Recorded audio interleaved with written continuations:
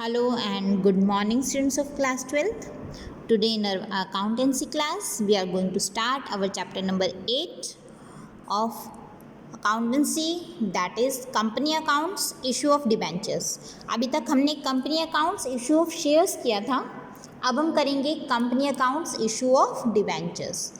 देखिए बेटा, जैसा कि हम जानते हैं कि जो लॉन्ग टर्म फंड्स हैं, कोई भी कंपनी या तो शेयर्स के थ्रू कलेक्ट कर सकती है या फिर डिबेंचर्स इशू करके कलेक्ट कर सकती है. शेयर्स के थ्रू जो कलेक्ट करती है अमाउंट, उसकी एंट्रीज़ हम अपनी बुक्स में कैसे करते हैं, ये हम अपने पिछले चैप्टर में कर चुके हैं. अब हम क्या करेंगे, डिबेंचर से किस तरह से हम इशू करते हैं, किस तरह से उसकी एंट्री होगी, जर्नल में किस तरह से हम उसको एंटर करेंगे, वो सब चीज़ें हम इस चैप्टर में पढ़ेंगे. डिबेंचर और शेयर में ज़्यादा डिफरेंस नहीं है एंट्रीज़ में, आप खुद ही देखिएगा अभी. First of all, what is a debenture? एक डिबेंचर होता क्या है? You can say it is written document. ये एक रिटन डॉक्यूमेंट होता है जो एक कंपनी अपने डेब्ट के लिए लेती है, मतलब उसने कुछ बाहर से उधार लिया है, पब्लिक से कुछ उधार लिया है, उसका एक रिटन डॉक्यूमेंट होता है जिसके ऊपर कंपनी की सील लगी होती है. ठीक है. So a debenture certificate contains the terms of the repayment. Repayment की क्या क्या टर्म्स रहेगी, मतलब कंपनी किस तरह से उसको रीपे करेगी. Of the principal sum at specified date. एक स्पेसिफाइड डेट गिवन होगी. मुझे अगर 3 साल का मैंने डिबेंचर इशू किया हुआ है, ठीक है, ये 4 साल के लिए किया हुआ है, जितने भी टाइम के लिए किया हुआ है उतना टाइम पीरियड भी उसमें गिवन होगा सर्टिफिकेट में. And the terms of payment of interest.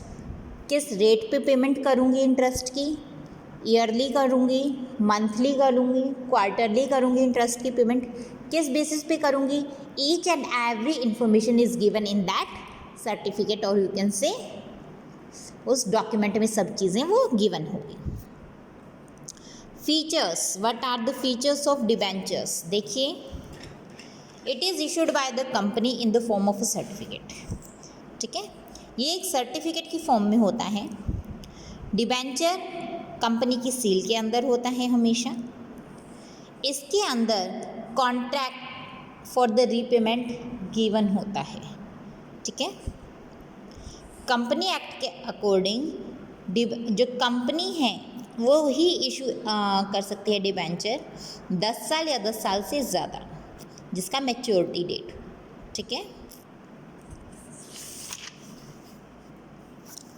Debentures specified rate of interest के लिए इशू किया जाता है. ठीक है, जिसको कूपन रेट भी कहा जाता है. डिबेंचर जनरली सिक्योर्ड होता है by the charge of an asset.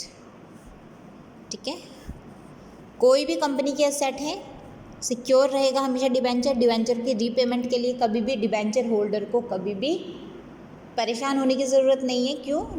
जैसे क्योंकि ये सिक्योर होता है. कभी भी कंपनी वाइंड अप होती है तो सबसे पहले पेमेंट किसको की जाएगी? डिबेंचर होल्डर को. Funds raised by the issue of debentures are of long term. Debenture हमेशा लॉन्ग टर्म के लिए इशू किया जाता है. ऐसा नहीं है 1 साल से कम पीरियड के लिए आपको इशू कर दें. ठीक है, हमेशा लंबी अवधि के लिए ये इशू किया जाता है. Okay. Next is given bond. Bond भी एक तरह से डिबेंचर की तरह ही होते हैं. जो बॉन्ड है वो गवर्नमेंट के द्वारा इशू किया जाता है. ठीक है, हालांकि आज के टाइम में सेमी गवर्नमेंट और नॉन गवर्नमेंट ऑर्गेनाइजेशन भी इशू करती है, लेकिन मोस्ट ऑफ द टाइम जो बॉन्ड है वो गवर्नमेंट ही इशू करती हैं. मेन जो डिफरेंस है बॉन्ड के बीच में और डिबेंचर के बीच में कि रेट ऑफ इंटरेस्ट, डिबेंचर में एक फिक्स रेट ऑफ इंटरेस्ट होता है, जबकि बॉन्ड में फिक्स रेट ऑफ इंटरेस्ट नहीं होता. ठीक है, in case of deep discount bond और zero coupon bond. Alright. Types of debentures. Debentures के टाइप, सिक्योर्ड और mortgage.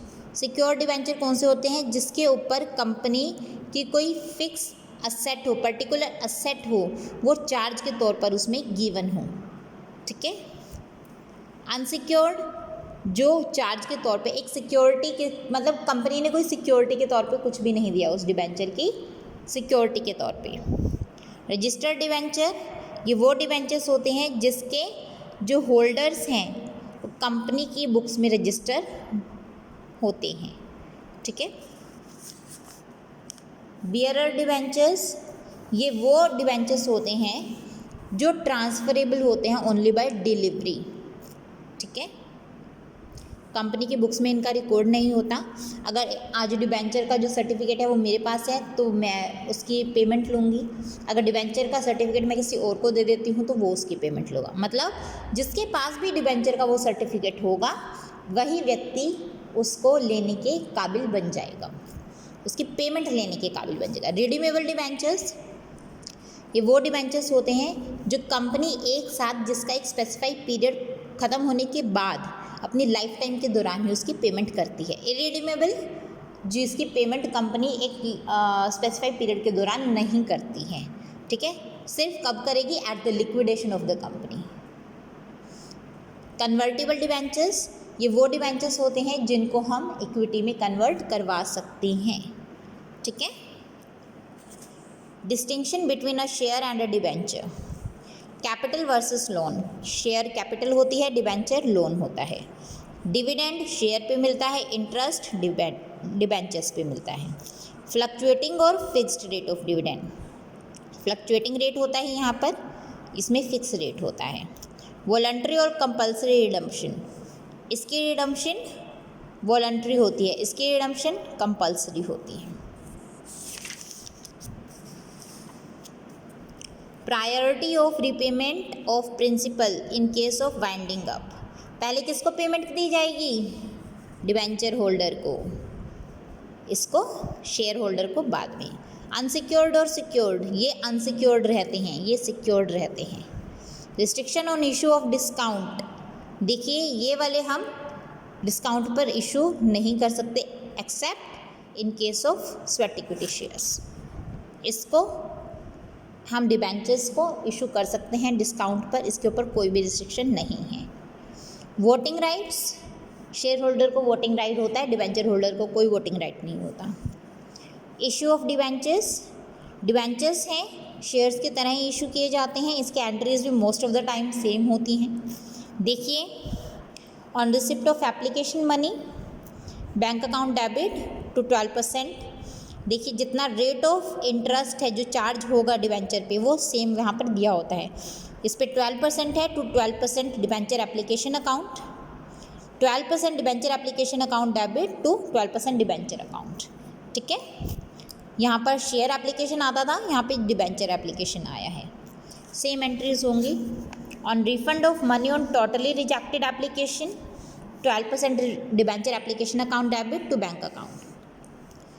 Transfer of surplus application money on partially accepted debentures, 12% debenture application account to 12% debenture allotment. जो extra amount हमारे पास आ गया है वो allotment में हम क्या कर देंगे, ट्रांसफ़र कर देंगे। अलॉटमेंट मनी ड्यू करते हुए 12% debenture allotment account debit to 12% debenture account. यहाँ पर हम कैपिटल लिखते थे, यहाँ पे डिबेंचर रहेगा क्योंकि ये हमारी कैपिटल नहीं है।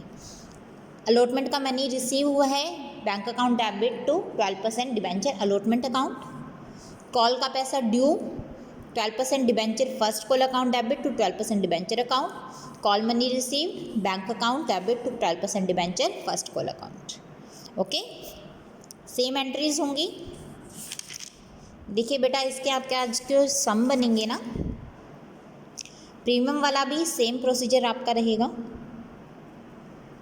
देखिए, 10% डिबेंचर अलॉटमेंट पे लिया है, account debit to 10% debenture account, जितना डिबेंचर में जा रहा है to security premium reserve. Simple entries है बेटा। इसकी आज की जो आपकी एंट्रीज बनेगी, जो सम्स बन रहे हैं वो बन रहे हैं 8। आज आपको डिबेंचर वाले चैप्टर के मतलब चैप्टर नंबर 8 के 8 सम्स प्रैक्टिकल करके लेकर आने हैं।